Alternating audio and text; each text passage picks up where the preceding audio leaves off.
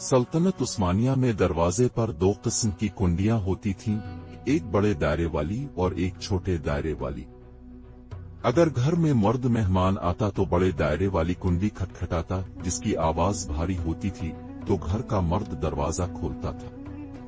और जब कोई औरत मेहमान आती थी तो छोटे दायरे वाली कुंडी खटखटाती थी, जिसकी आवाज बारीक होती थी, तो घर की कोई खातून दरवाजा खोलती थी।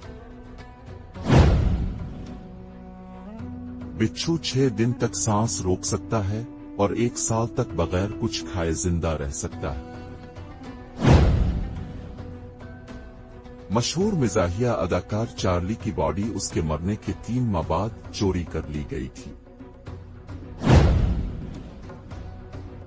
क्या आप जानते हैं कि मक्खी 1 सेकंड में 32 मरतबा पर हिलाती है? ये आज तक